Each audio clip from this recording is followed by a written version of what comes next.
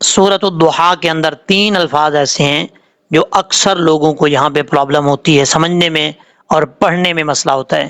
آج کی اس ویڈیو کے اندر وہی 3 الفاظ آپ کے سامنے رکھوں گا.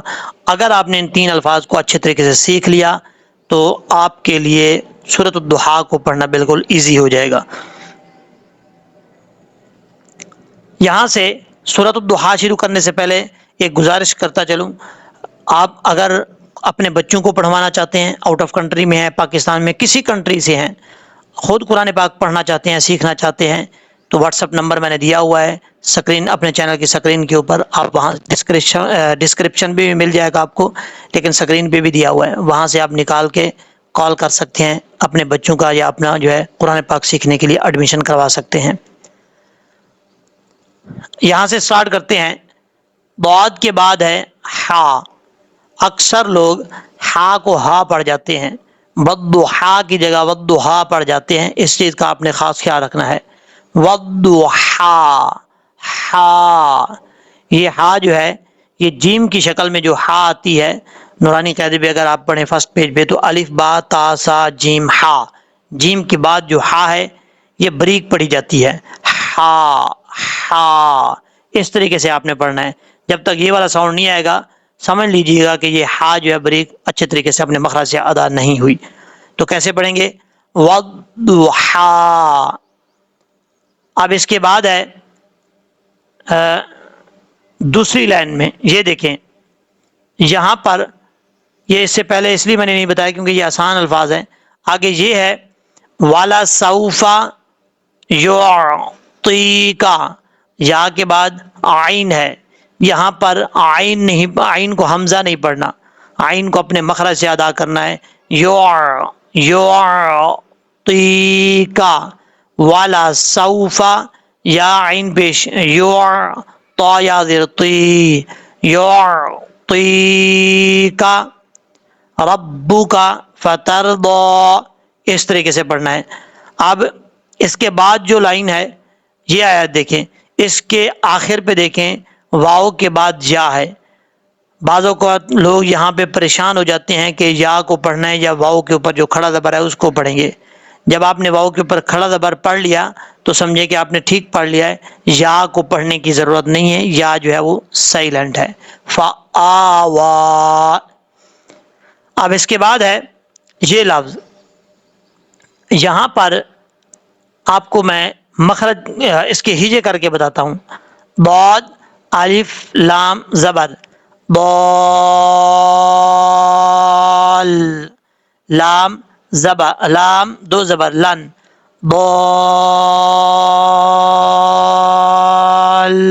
ضالن، اس طریقے سے پڑھنا ہے.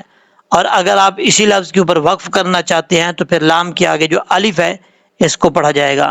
سادہ لفظ میں آپ کو بتا رہا ہوں، ویسے قانون یہ ہے تجوید کا کہ 2 زبر کے بعد الف آ جائے. جس لفظ بھی آپ وقف کر رہے ہیں تو اس لفظ کے آخر میں جو 2 زبر ہیں اس میں سے ایک زبر کو الف سے بدل دیں گے، یعنی الف بنا دیں گے. ٹھیک ہے، تو اس لیے میں نے آپ کو سادہ لفظوں میں بتایا، ڈیٹیل میں جانے کی جو ہے وہ مشکل آپ کو پیش نہیں آنے دیں گے. تو یہاں سے کیسے پڑھیں گے؟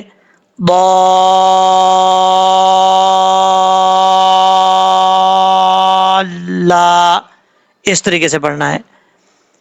لیکن یہاں پہ وقف کیا نہیں جاتا، آپ کو سمجھانے کے لیے بتایا ہے. ہم ملا کے پڑھیں گے یہاں سے. وَوَجَدَكَ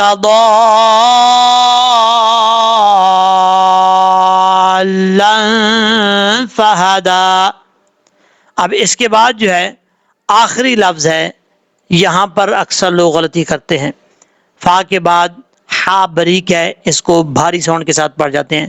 فَحَدِّث اصل لفظ ہے تو پڑھتے کیا ہے؟ فَحَدِّث. ایسا نہیں کرنا، ترجمہ چینج ہو جاتا ہے. فَحَدِّث، فَحَدِّث، اس طریقے سے پڑھنا ہے. اور یہاں پر اس لفظ میں نون کے بعد عین ہے، عین کو نارمل طریقے سے پڑھنا ہے، سختی سے یا جھٹکے سے نہیں پڑھنا. کیسے؟ نون عین زیر نیع، بنعمتی، اس طریقے سے پڑھنا ہے. وَأَمَّا بِنِعْمَةِ رَبِّكَ فَحَدِّث.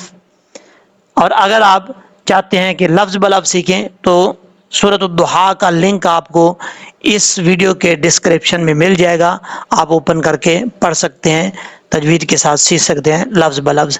اللہ تبارک و تعالی ہم سب کا حامی و ناصر ہو۔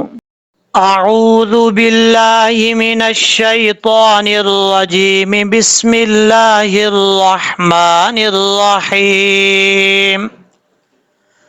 والضحى والليل إذا سجى ما ودعك ربك وما قلى وللآخرة خير لك من الأولى ولسوف يعطيك ربك فترضى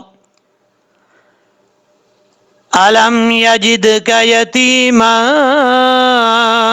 فآوى ووجدك ضالا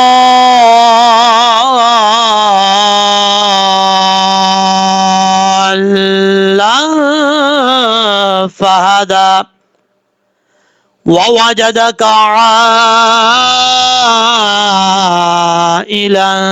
فأغنى فأما اليتيم فلا تقهر وأما السائل فلا تنهر وأما بنعمة ربك فحدث صدق الله العظيم۔